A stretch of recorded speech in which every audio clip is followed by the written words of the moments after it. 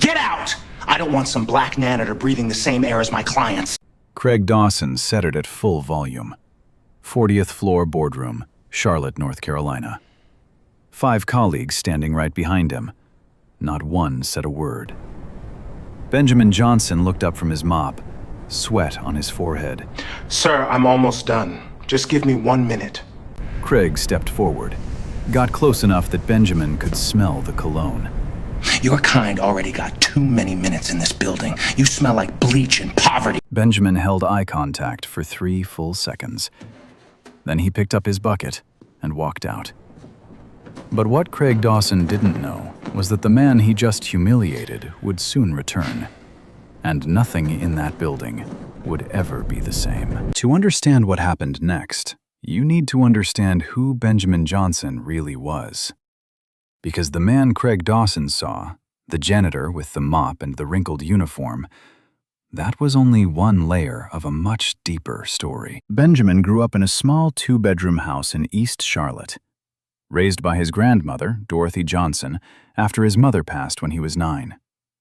Dorothy worked 2 jobs, morning shift at a laundromat, night shift restocking shelves at a grocery store. She never missed a single parent-teacher conference.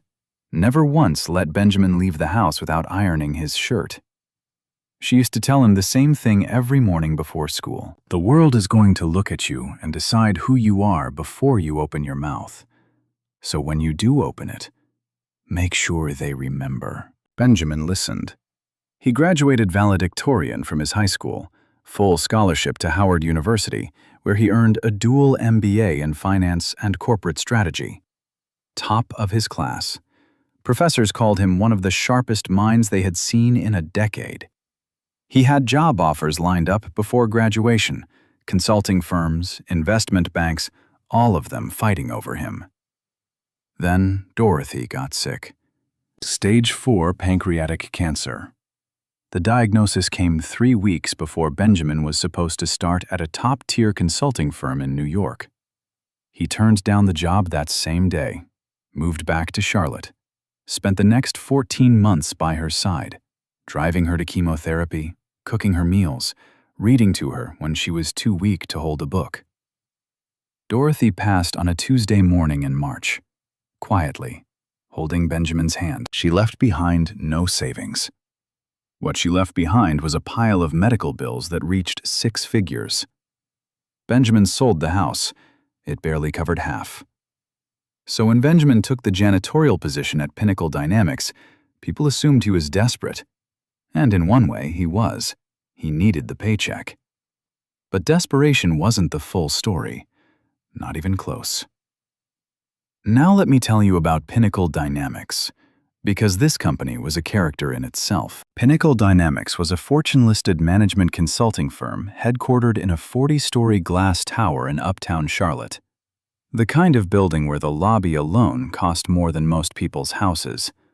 Marble floors, steel elevators, a reception desk that looked like it belonged in a 5-star hotel. The company handled contracts worth hundreds of millions. Their client list included some of the biggest names in American industry. On paper, Pinnacle Dynamics was elite, polished, untouchable. But underneath that glass surface, the culture told a different story. The executive floors, 38 through 40, were almost entirely white. White managers, white VPs, white directors eating lunch in a private dining room with floor-to-ceiling windows overlooking the city skyline. The janitorial and maintenance staff? Predominantly black and Latino. They entered the building through the loading dock around back. They used the freight elevator, not the main one. The main elevator had a small sign next to the button, "Authorized personnel only." Janitors were told on their first day that they were not authorized. They had a separate break room in the basement. No windows, 1 microwave, a vending machine that hadn't been restocked in weeks. The fluorescent light above the table flickered every few seconds. Nobody ever fixed it. Nobody upstairs knew their names. Nobody said good morning. They were invisible, and they were meant to be. And then there was Craig Dawson. Craig was the regional manager. Mid-40s, slicked back hair, a watch that cost more than Benjamin's annual salary. He didn't earn his position through brilliance. He earned it through politics. He knew whose hand to shake, whose joke to laugh at, whose work to steal credit for. But what Craig was really known for, the thing everybody whispered about but nobody reported, was how he treated people beneath him, especially people of color. One Tuesday morning, a Latino maintenance worker named Alejandro missed a scuff mark near the conference room. Craig walked past, stopped, snapped his fingers and said, "Hey, you missed a spot. What do I need to do? Draw you a map in crayon?" Nobody laughed, but nobody said anything either. That was the culture. Look away, stay quiet, protect your paycheck. And standing beside Craig through every one of these moments, watching, nodding, saying nothing, was Lorraine Hayes, Senior VP Craig's political shield, the woman who signed off on everything he did without ever questioning a single word. That was the world Benjamin Johnson walked into, eyes wide open. Let's go back to that Friday evening, the boardroom on the 40th floor, because what happened after Benjamin walked out? That was just the beginning. Benjamin pushed his cleaning cart down the hallway toward the freight elevator. The wheels squeaked against the marble. The fluorescent lights above him buzzed low and steady. He pressed the elevator button and waited. His reflection stared back at him in the polished steel doors.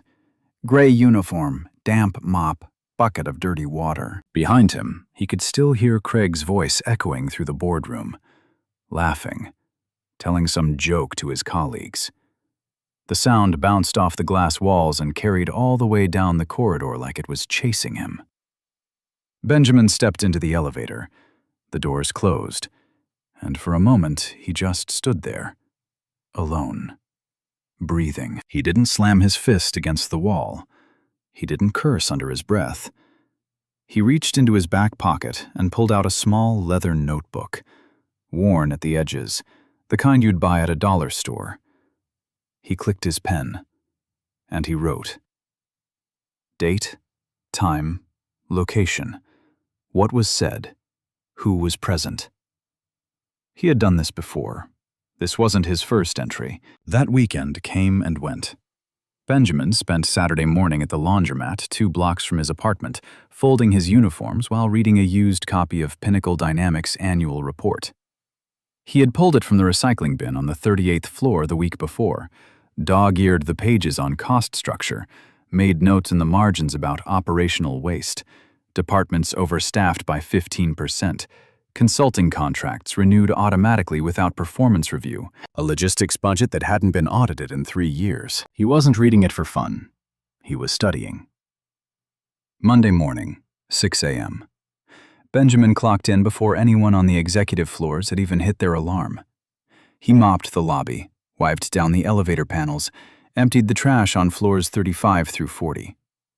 By the time the first suit walked through the front door at 8:15, every surface was spotless.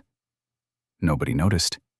Nobody was supposed to. Around noon, Benjamin sat in the basement break room. The flickering fluorescent light buzzed above him. The vending machine hummed in the corner. He had a granola bar and a bottle of water, and on the table in front of him, the quarterly earnings report. He was 3 pages deep into the company's revenue breakdown when the basement door opened. Craig Dawson walked in. This was unusual. Managers never came down here. The basement was for storage rooms, utility closets, and the janitorial break room. Craig had no reason to be on this floor, unless he was looking for something. Or someone. Craig spotted Benjamin at the table. His eyes dropped to the report. His expression shifted. The casual arrogance tightened into something colder. "What the hell are you reading?" Benjamin looked up, kept his voice even. "The quarterly earnings report, sir. Found it in the recycling bin on 38. Craig crossed the room in 4 steps. He snatched the report out of Benjamin's hands. The pages crumpled under his grip. "This is confidential company material. You know that? With respect, sir, it's the public quarterly report. It's available on the company website. Craig's jaw clenched. He didn't care about the facts. He cared about the visual. A black janitor sitting in the basement, reading financial documents, making notes like he understood them. That image disturbed something in Craig that he couldn't name, but could definitely feel. He leaned down, close. His tie hung inches from the table. Let me make something real clear for you. You clean floors. You empty trash. That's it. You don't read our reports. You don't sit in this room longer than it takes to eat your little lunch. You do your job, and you vanish. Are we clear? Benjamin didn't blink. Crystal. Craig tossed the crumpled report into the trash can by the door. It hit the rim and fell in. He didn't look back. But someone else was watching. Terrence Moore, a black man in his 50s, broad shoulders, security badge clipped to his belt, stood just outside the break room door. He had seen the whole thing. The snatching, the leaning, the tone. He'd worked at Pinnacle Dynamics for 11 years. He had seen Craig do this kind of thing more times than he could count, and every single time, he swallowed it down like everyone else. But this time, something was different. Maybe it was the way Benjamin sat there, composed, unbothered, dignified, while a man twice his salary tried to make him feel small. Maybe it was the look in Benjamin's eyes after Craig left. Not anger, not defeat. Something sharper. Terrence waited until the hallway was clear. Then he stepped inside. Hey, I saw what happened just now. Benjamin looked up. That ain't right. What he did to you in there, that ain't right. And it ain't the first time. Benjamin nodded slowly. I know. You gonna report it? Not yet. Terrence studied him for a moment. Then he gave a single nod. All right, but you keep your head up. And if you ever need a witness, I was here. Benjamin allowed himself a small smile. I appreciate that, Terrence. Terrence walked out. Benjamin sat alone in the flickering light. He pulled the crumpled report out of the trash can, smoothed it flat against the table, and kept reading. 2 days later, the next hit came. Benjamin was called to the HR office on the 22nd floor. A young woman behind the desk, couldn't have been more than 25, slid a piece of paper across the table. Her expression said she didn't want to be doing this. Mr. Johnson, this is a formal written warning. It's been filed by Mr. Dawson. Benjamin picked it up, read it carefully, every line. The document accused him of unauthorized access to confidential materials. It claimed he had been insubordinate during a direct managerial instruction on the previous Friday evening. It described him as aggressive and stated that he had refused to vacate the executive boardroom when asked. Every single line was either exaggerated or an outright lie. The Friday incident, he had left within seconds. The report he read, it was public information available to anyone. Aggressive? He had said 12 words total. Benjamin set the paper down. This isn't accurate. The HR representative, her name tag read Katie, shifted in her chair. I understand your concern, Mr. Johnson. You're welcome to write a rebuttal statement and we'll attach it to the file, but the warning stands. On whose authority? Katie hesitated. Mr. Dawson is a regional manager. His documentation has been reviewed and approved. By who? Another pause. Ms. Hayes, Senior VP. Lorraine Hayes, of course. Benjamin looked at the paper one more time. A formal, written warning. One more, and he'd be terminated. That was the policy, 2 strikes. And Craig Dawson had just handed him strike 1 based on nothing but fabrication. Katie slid a pen across the desk. I just need your signature acknowledging receipt. It doesn't mean you agree with the content. Benjamin picked up the pen.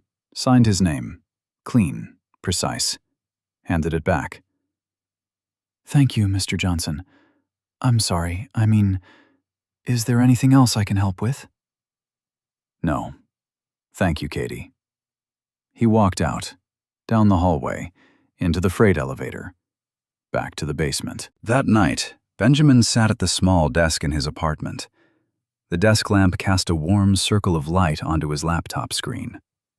On one side of the desk, the wrinkled warning letter.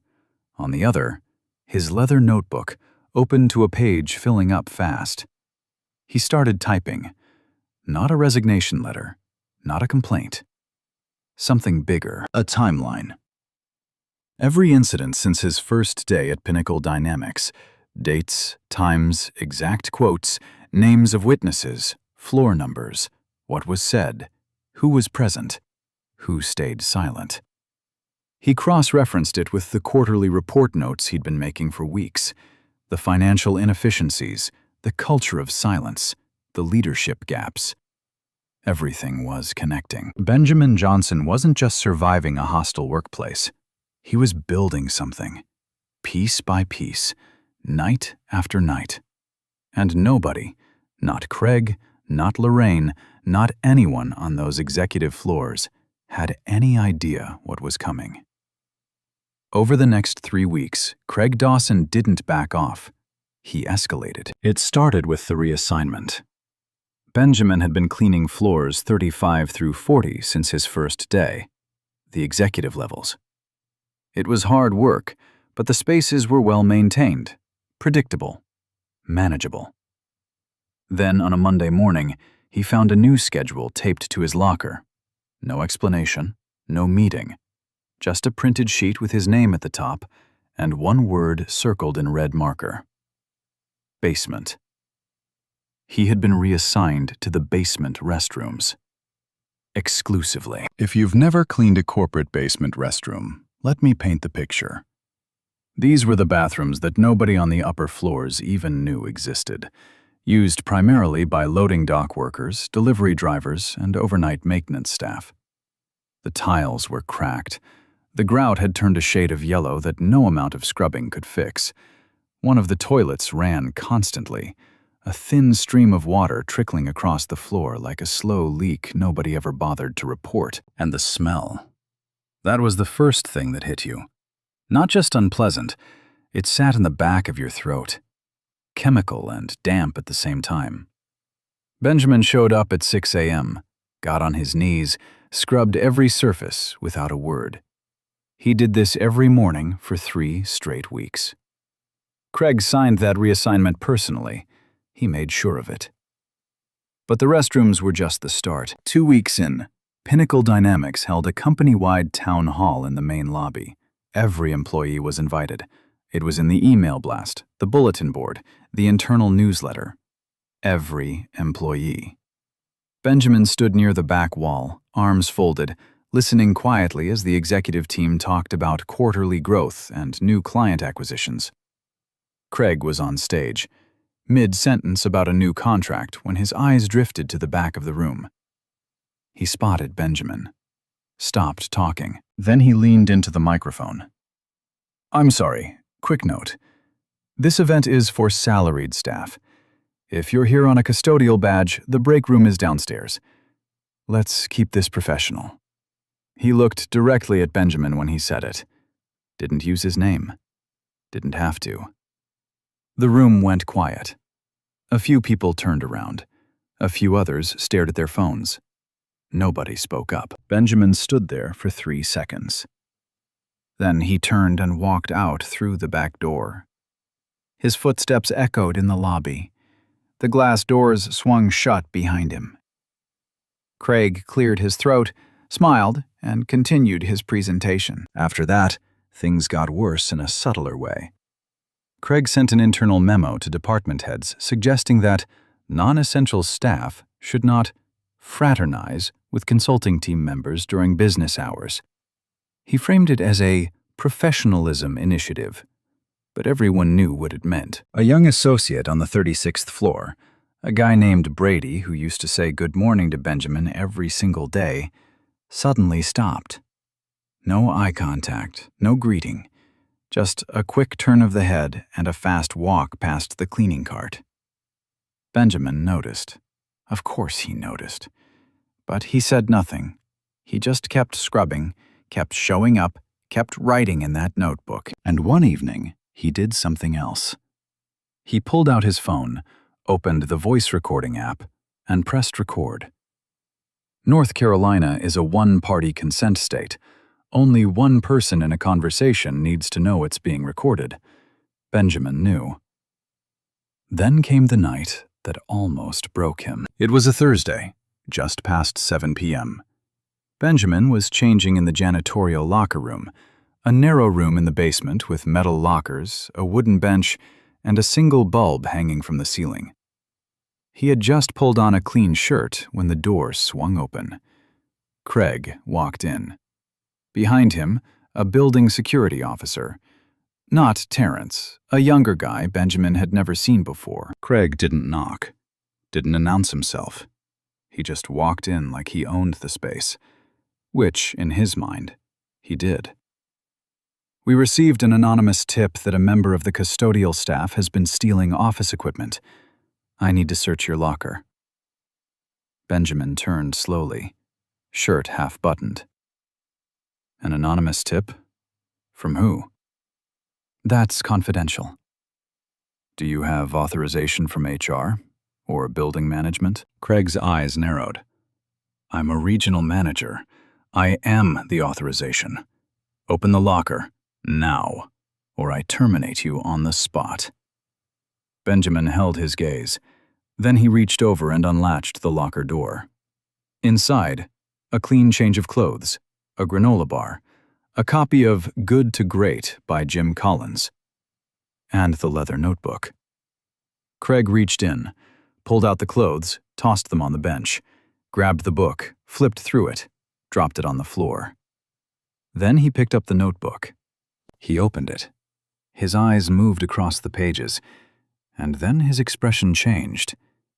His own name, written over and over, dates beside it, times, quotes, exact quotes, things he had said in the boardroom, in the break room, at the town hall.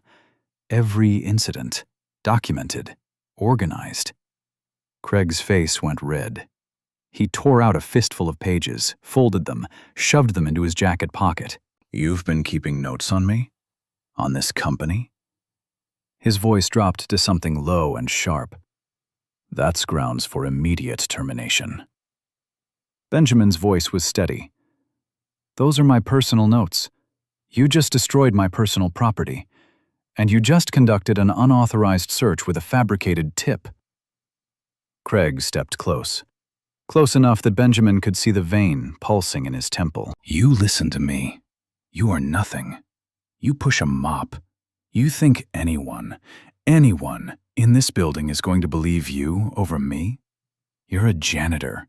I run this floor, and if I want you gone, you're gone. Now clean up this mess. He turned and walked out. The security officer lingered for a moment, looking at the clothes on the floor, the book face down on the concrete, the torn edges of notebook pages scattered on the bench. He opened his mouth like he wanted to say something. Then he closed it and followed Craig out. The door clicked shut. Benjamin stood alone. The single bulb above him swayed slightly, casting shadows that rocked back and forth across the metal lockers. His hands were trembling, not from fear, from everything. The exhaustion, the restraint, the sheer weight of being dehumanized day after day by a man who didn't even see him as a person. He sat down on the bench, put his head in his hands, and for the first time in this story, Benjamin Johnson let the silence win. He stayed like that for a long time. But here's what Craig didn't know. Here's what nobody in that building knew. 3 months before Benjamin ever touched a mop at Pinnacle Dynamics, he had submitted a 60-page turnaround proposal to Grayson Capital Holdings, the parent company that owned Pinnacle Dynamics. The proposal was delivered through his mentor, Denise Williams, a corporate attorney with deep connections to Grayson's board. That document identified $90 million in operational waste. It outlined a full cultural restructuring plan. It proposed a new leadership model from the ground up. And it was brilliant. The kind of work that gets passed around boardroom tables and talked about in whispers. Philip Grayson, the 70-year-old CEO of Grayson Capital, read every page personally. And he didn't just read it. He had been quietly watching Pinnacle Dynamics from a distance for months. Watching how the company treated its lowest-paid workers, how leadership behaved when nobody important was looking. Benjamin's experience on the ground confirmed every single problem the proposal described. The board vote was scheduled for next week, and Benjamin? He wasn't just documenting abuse. He was building the most detailed, ground-level audit of corporate dysfunction that any board had ever seen. Written not from a corner office, but from a basement locker room with a single light bulb and a torn notebook. The following Tuesday, something happened on the 62nd floor of a downtown office tower in Washington, D.C., far from Charlotte, far from the basement locker room, far from anything Craig Dawson could see or control. The board of Grayson Capital Holdings convened behind closed doors. 12 people sat around a long oak table. Crystal water glasses, leather folders, the kind of room where billion-dollar decisions were made before lunch. At the head of the table sat Philip Grayson, 70 years old, silver hair, reading glasses perched on the tip of his nose. He had built Grayson Capital from a single investment fund into a holding company that owned 14 subsidiaries across 6 industries. Pinnacle Dynamics was one of them, and right now, it was the one giving him the most trouble. Grayson opened the meeting with 4 words. "We have a problem." He laid a printed copy of Benjamin Johnson's 60-page turnaround proposal on the table, slid it toward the center. Every board member had already received a digital copy 2 weeks prior, but Grayson wanted them to feel the weight of it. This proposal identifies $90 million in operational waste at Pinnacle Dynamics. It outlines a complete restructuring: leadership, culture, financial controls, everything.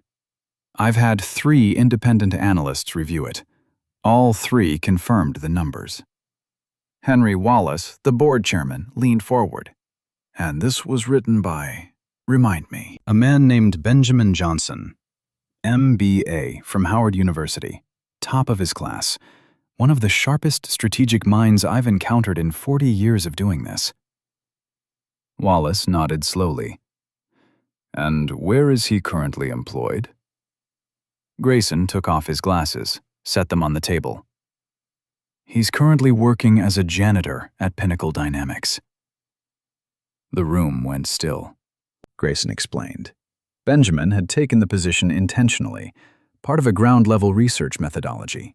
He wanted to understand the company from the inside, not from quarterly reports or consultant presentations, from the actual floor level, the loading dock, the basement break room, the places where culture isn't performed, it's revealed. And what he found, Grayson continued, confirmed everything in this proposal. Worse, actually. The culture of that company, the way leadership treats its lowest-paid employees, is a liability waiting to explode. He paused, looked around the table. I've watched this situation develop for months. I wanted to see if Pinnacle's current leadership would self-correct. They didn't. They got worse. The man who wrote this proposal has been harassed, humiliated, written up on fabricated charges, and subjected to an illegal locker search, all by one regional manager, with the full knowledge and complicity of a senior VP. Nobody spoke. Wallace adjusted his tie. A board member near the end of the table closed her folder quietly. I'm recommending that we appoint Benjamin Johnson as the new CEO of Pinnacle Dynamics, effective immediately. The discussion lasted 45 minutes. Some board members raised questions: his age, his lack of traditional executive experience, the optics of appointing a sitting janitor to the corner office. Grayson addressed each one calmly. He pointed to the proposal. He pointed to the financial analysis. He pointed to the fact that no current leader at Pinnacle had identified even a fraction of the waste Benjamin had uncovered in 4 months with a mop in his hand. The vote was unanimous, 12-0. Benjamin Johnson was the new CEO of Pinnacle Dynamics. The following Monday morning, a black town car pulled up to the glass tower in uptown Charlotte, 8:55 a.m. The sun reflected off the building's surface in long golden strips. The back door opened. Benjamin stepped out. Not in a gray janitor's uniform. Not with a mop. Not through the loading dock. He wore a tailored charcoal suit. White shirt, no tie, deliberate. Polished shoes that clicked against the sidewalk as he walked toward the front entrance. The same entrance he had never been allowed to use. He pushed through the glass doors into the lobby. The marble floor gleamed under his feet. The same marble he had mopped 100 times. The receptionist looked up, blinked, looked again. "Benjamin? Is that?" He smiled. "Good morning, Claire." Philip Grayson walked beside him. They crossed the lobby together, stepped into the main elevator, the one with the "Authorized Personnel Only" sign. Grayson pressed 40. The doors closed. On the 40th floor, every senior leader at Pinnacle Dynamics was already seated in the boardroom. The same boardroom, the same glass walls, the same table where Craig Dawson had told Benjamin he smelled like bleach and poverty. Craig sat near the middle of the table, Lorraine Hayes beside him. Junior associates lined the edges. Nobody knew why this emergency meeting had been called. The internal email said only, "Mandatory Leadership Assembly, 9 a.m., Boardroom A." The elevator chimed. The doors opened. Philip Grayson entered first. The room straightened. People recognized him immediately. The CEO of the parent company didn't visit often. When he did, it meant something big. Grayson walked to the front of the room, stood behind the podium. "Thank you all for being here. I'll keep this brief. Effective today, Pinnacle Dynamics has new leadership. I'd like to introduce your new Chief Executive Officer." He stepped aside. Benjamin Johnson walked into the room. The air left. Every breath, every whisper, every rustle of paper, gone. Just silence. Pure, electric silence. Craig Dawson's face drained of color. His lips parted. His hand gripped the armrest of his chair so hard his knuckles turned white. He looked at Lorraine. She was already staring at the table. Benjamin stood at the podium, looked around the room, took his time. Then he began to speak. Benjamin didn't raise his voice. He didn't need to. He stood at that podium, the same spot where Craig had once humiliated him in front of the entire company, and introduced himself. Not as a janitor, not as a victim, as who he had always been. "My name is Benjamin Johnson. I hold a dual MBA in Finance and Corporate Strategy from Howard University. Over the past 4 months, I've worked in this building as a member of the custodial staff. During that time, I conducted a comprehensive ground-level assessment of this company's operations, financial structure, and workplace culture." He paused. Let the words settle. "I learned a great deal. About inefficiencies in your consulting pipeline. About contracts renewed without performance review. About a logistics budget that hasn't been audited in 3 years." Another pause. His eyes moved slowly across the room. "But I also learned something else. I learned how this company treats the people it considers invisible. The ones who clean your floors. The ones who empty your trash at 6 in the morning so your offices are spotless when you arrive at 9. I learned how those people are spoken to, how they're written up on fabricated charges, how they're searched without cause, how they're humiliated in public, while entire rooms full of professionals watch and say nothing." He didn't name Craig, not yet, but every pair of eyes in the room drifted in Craig's direction anyway. "That changes today." Benjamin outlined 3 immediate priorities. First, a complete operational restructuring based on the turnaround proposal approved by Grayson Capital's board. Second, a full, independent culture audit covering every department, every floor, every level of management. Third, a review of all HR complaints filed in the past 2 years, with particular attention to any patterns of discrimination or retaliation. The meeting lasted 12 minutes. Benjamin thanked everyone for their time and dismissed the room. People filed out in silence. Some couldn't look at him. Others couldn't stop looking. Craig didn't file out. He sat frozen in his chair until the room was nearly empty. Then he stood up, adjusted his jacket, and walked straight to Lorraine's office. He shut the door behind him. "This is insane. They put the janitor in charge? The actual janitor? This has to be a stunt, some kind of PR move." Lorraine didn't answer. She was sitting behind her desk, hands flat on a surface, staring at nothing. "Lorraine, are you listening? We need to get ahead of this. I need you to call legal, call the board, call someone." Lorraine finally looked up. "Craig, stop talking." He didn't stop. He went back to his office, closed the door. And then, he did something desperate. He opened his email, started deleting. Messages where he used racially coded language about staff. Messages where he bragged to Lorraine about putting the janitor in his place. Messages where he described the fabricated tip that led to the locker search. He deleted them one by one, dragged them to trash, emptied the trash folder. Then he opened his desk drawer, pulled out the torn notebook pages, the ones he had ripped from Benjamin's journal. He fed them into the shredder beside his desk.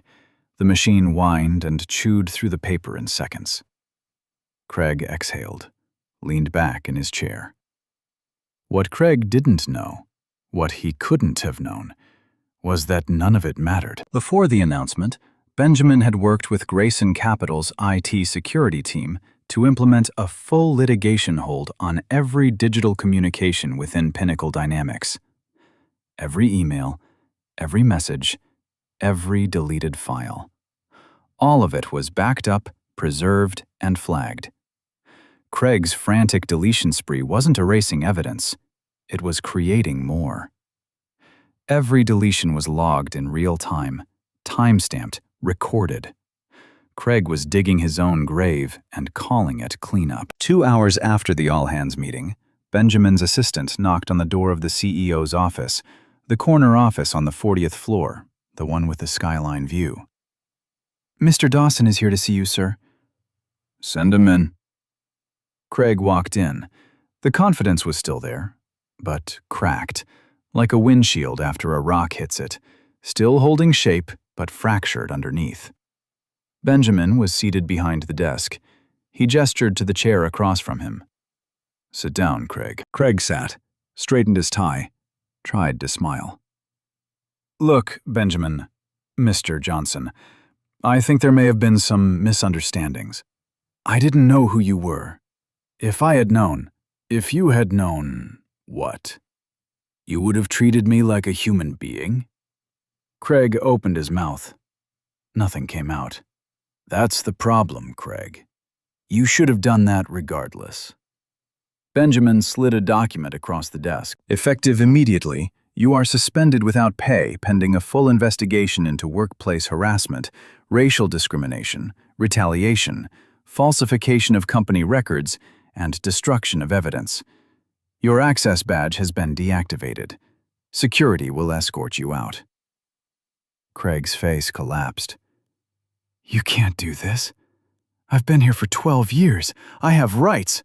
"You do have rights, and they'll be fully respected during the investigation, just like you respected mine." Benjamin pressed the intercom button. "Send in security, please." The door opened, and the man who walked in was Terrence Moore. Same broad shoulders, same calm expression, same security badge, but now carrying the weight of something much bigger than a routine escort. Terrence looked at Craig, then at Benjamin. A small nod passed between them. "Mr. Dawson," Terrence said. "This way, please." Craig stood. His legs were unsteady. He reached for his jacket on the back of the chair, fumbled with it, nearly dropped it. Terrence held the door open and waited. Craig walked out of the CEO's office, down the hallway, past the glass walls of the boardroom, past the desks of people who had laughed at his jokes for years. Nobody looked up. Nobody said goodbye. The elevator doors opened. Craig stepped inside. Terrence pressed the button for the lobby. The doors closed. And just like that, the man who had told Benjamin Johnson to get out was the one being escorted out of the building. But Craig Dawson getting walked out of the building? That wasn't the end. That was just the first domino. Within 48 hours, Benjamin made a decision that would define his leadership before he even settled into the chair. He commissioned a full, independent investigation, not run by Pinnacle Dynamics' own HR department, not handled by anyone with ties to the old regime. He brought in an external law firm that specialized in workplace discrimination cases, a team of 6 investigators, full access to every email server, every personnel file, every HR complaint logged in the past 5 years. And then Benjamin did something most new CEOs wouldn't have the guts to do. He recused himself from the investigation entirely, publicly, on record. "I have a personal history with this case," he told the board. "If the findings are going to mean anything, to the employees, to the public, to the courts, they can't come from me. They have to come from an independent process that nobody can question." The board agreed. The investigation launched on a Wednesday. By the following Tuesday, the first findings started rolling in. And they were worse than anyone expected. Craig Dawson had filed false performance complaints against 9 employees of color over a 5-year period. 9. Not 1 or 2 isolated incidents. 9 separate people, Black employees, Latino employees, written up for offenses that either never happened or were wildly exaggerated. 6 of those 9 were terminated based on Craig's fabricated documentation. 6 people lost their jobs, lost their income, lost their health insurance. Some of them had families, kids in school, mortgages, and every single one of those write-ups had been co-signed by Lorraine Hayes. Every single one. The investigators recovered Craig's deleted emails from the backup servers. The litigation hold had preserved everything. And what those emails contained was devastating. Private messages between Craig and Lorraine using language that would make your stomach turn. Slurs. Jokes about employees' accents. One email, sent at 11:30 on a Tuesday night, where Craig referred to Benjamin specifically as the charity case with the mop, and said he wanted to make an example out of him before the other ones get ideas. The other ones. That's how he talked about human beings when he thought no one was watching. The fabricated anonymous tip, the one Craig used to justify searching Benjamin's locker, was also traced back to Craig himself. There was no tip, no complaint, no anonymous caller. Craig had created a fake paper trail in the HR system, backdating it to make it look legitimate. The investigators found the metadata. The document was created on Craig's work computer, 45 minutes before the locker search. And then the dam broke from the outside. 2 former Pinnacle Dynamics employees, both Black, both terminated based on Craig's false reports, came forward independently after hearing rumors about the investigation. One of them, a woman who had worked in the accounts department for 3 years, had recorded a conversation with Craig during her termination meeting. She had kept that recording for 3 years. Showed it to a lawyer once. Was told she probably didn't have enough for a case on her own. She put it in a drawer and tried to move on. Now she had context. Now she had corroboration. Now she had 8 other people who had been through the same thing. The story leaked before Pinnacle Dynamics could control the narrative. Sandra Coleman, an investigative journalist at Channel 9 News in Charlotte, received a tip from one of the former employees. She started digging, made calls, filed public records requests. Within a week, she had enough for a full segment. The first broadcast aired on a Thursday evening. The title graphic read, "From Janitor to CEO, the man who exposed a culture of racism at Pinnacle Dynamics." Sandra told the whole story.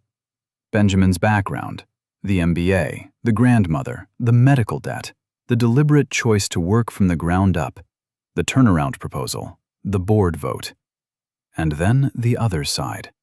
Craig's campaign of harassment, the fabricated complaints, the illegal search, the destroyed evidence. She interviewed 2 of the former employees on camera, their faces, their names, their voices shaking but steady. One of them said something that Sandra later told her producer was the most powerful line she had ever recorded in 15 years of journalism. The segment ran for 11 minutes. By Friday morning, it had been picked up by national outlets. By Friday evening, the hashtag was trending across every platform. Hashtag #JusticeAtPinnacle. Former employees shared their own stories online. Screenshots of old emails, photos of the basement break room, descriptions of the freight elevator, the loading dock entrance, the flickering fluorescent light. People who had never worked at Pinnacle Dynamics started sharing their own workplace stories. Similar patterns, different companies, same dehumanization. Civil rights organizations issued public statements. 2 members of Congress referenced the story in floor speeches about workplace discrimination reform. A prominent labor attorney appeared on a national morning show and called Pinnacle Dynamics a textbook case of systemic, top-down racial hostility. And here's the part that even Benjamin didn't predict. Grayson Capital's stock price didn't drop. It rose. Investors responded to the decisive leadership change. Analysts praised the transparency. One investment firm upgraded their rating on Grayson Capital specifically because of, not despite, the public accountability. The market rewarded the truth. That almost never happens. But it happened here. The legal consequences followed swiftly. Craig Dawson was formally terminated for cause: racial discrimination, workplace harassment, retaliation, falsification of company records, and destruction of evidence. He was referred to the Equal Employment Opportunity Commission. 3 of the 6 wrongfully terminated employees filed a joint civil lawsuit against both Craig personally and Pinnacle Dynamics as an institution. Lorraine Hayes was terminated the same week. Complicity, failure to report, co-signing fraudulent documentation. She was barred from holding any supervisory role at any Grayson Capital subsidiary, permanently. The HR representative who had processed Craig's fabricated write-up against Benjamin was reassigned and required to complete a full retraining program. The entire HR department was restructured under new leadership, and the 6 employees who lost their jobs because of Craig's lies? Every single one received a formal written apology from Pinnacle Dynamics, back pay, full benefits restoration, and an open invitation to return to the company if they chose to. 3 of them accepted. 6 months later, the civil case went to trial. Craig Dawson sat at the defendant's table in a Charlotte courtroom. No expensive suit this time, no slicked back hair. He looked 10 years older than he had the day he told Benjamin to get out of the boardroom. The jury found Craig liable for workplace discrimination and intentional infliction of emotional distress. The damages awarded? $2.8 million. Split among the 3 plaintiffs. Craig's attorney filed a countersuit for wrongful termination. It was dismissed in 14 days. Benjamin was called as a witness, not as a plaintiff, as a witness. He sat in the chair, answered every question calmly, factually, without emotion. The opposing attorney tried to rattle him. "Mr. Johnson, isn't it true that you deliberately infiltrated Pinnacle Dynamics under false pretenses?" Benjamin's response was simple. "I applied for a job. I was hired. I did that job every single day. There's nothing false about that. The attorney pressed harder. But you had an ulterior motive. I had a purpose. I wanted to understand this company from the ground up.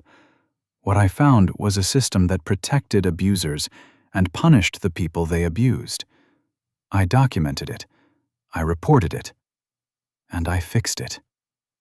The courtroom was silent. The judge later issued a consent decree requiring Pinnacle Dynamics to implement company-wide anti-discrimination training, an anonymous reporting hotline, and quarterly culture audits for the next 5 years. Independent oversight. No exceptions. Justice didn't just arrive. It arrived with a paper trail, a court order, and a camera crew. 1 year later, Pinnacle Dynamics was a different company. Not just on paper. In the hallways, in the break rooms, in the elevator conversations that used to never happen. Revenue was up 22%. Employee satisfaction scores had doubled. Turnover in the support staff, the janitors, the maintenance crew, the security team, dropped to the lowest rate in company history. A national business magazine featured Pinnacle Dynamics on its cover with a simple headline: Most Improved Corporate Culture in America. But the changes that mattered most weren't in the numbers. The Authorized Personnel Only sign next to the executive elevator? Gone. Removed on Benjamin's first day as CEO. Every employee, from the corner office to the cleaning crew, used the same entrance, the same elevators, the same break rooms. The basement break room still existed, but it had been renovated. New paint, new furniture. A window cut into the wall that let natural light pour in for the first time in a decade. Someone even fixed the vending machine. On a Tuesday morning in October, Benjamin walked through the 36th floor on his way to a meeting. He was adjusting his cuffs when he noticed a young man in a gray janitorial uniform mopping near the stairwell. Early 20s, headphones around his neck. Moving fast, trying to finish before the office traffic picked up. Benjamin stopped. "Hey, what's your name?" The kid looked up, startled. Probably wasn't used to anyone on this floor talking to him. DeAndre, sir." "DeAndre? You in school?" "Yes, sir. Community college. Business administration. Night classes." Benjamin reached into his jacket pocket, pulled out a business card, held it out. "If you ever need anything, a reference, advice, someone to look over your resume, you call that number." DeAndre looked at the card, then at Benjamin. His eyes went wide.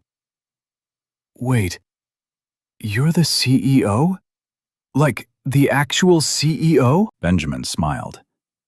"I used to have your job, DeAndre. Cleaned this exact floor. Pushed the same cart you're pushing right now. And I'm telling you, what you're learning down here, in these hallways, before anybody else shows up, it's going to teach you more than any boardroom ever will." DeAndre stared at the card for a long moment. Then he looked up and grinned. "Thank you, sir. For real." Benjamin nodded, kept walking. The meeting could wait another 30 seconds. Terrence Moore didn't push a cleaning cart anymore either. He had been promoted to head of building operations, overseeing security, facilities, and maintenance for the entire tower. He ran a mentorship program for support staff funded directly by the company. Every quarter, he sat down with new hires, janitors, security guards, dock workers, and told them the same thing. You belong here. Don't let anyone tell you different. And if someone tries, you come find me. One afternoon, Terrence stood in front of the bathroom mirror in his new office on the 15th floor. He pinned his updated name badge to his shirt, looked at it, read it twice, allowed himself a slow, quiet smile. 11 years in this building. 11 years of watching and saying nothing. He was done being silent. And Craig Dawson? He lost the house in the divorce that came 6 months after the trial. His wife didn't leave because of the money. She left because of who the money revealed him to be. He moved 2 states away, took a job as a mid-level sales associate at a small industrial supply firm. Nobody there knew his history. He kept his head down, showed up on time, didn't talk much. Whether Craig Dawson actually changed or just learned to hide better, that's not for us to decide. Justice was served. Redemption is his problem. So here's my question, and I really want to hear your answer. Have you ever been treated like you were invisible? At work, at school, in a store, anywhere? Or have you ever watched it happen to someone else and stayed quiet? Drop your story in the comments. I read every single one. If this story hit you somewhere real, share it with someone who needs to hear it. Like it, subscribe if you haven't already, and remember this: no title, no uniform, no badge should ever determine whether someone gets treated with basic human dignity. The janitor and the CEO breathe the same air, walk the same floors, deserve the same respect. Don't let anyone tell you what room you belong in. I'll see you in the next one.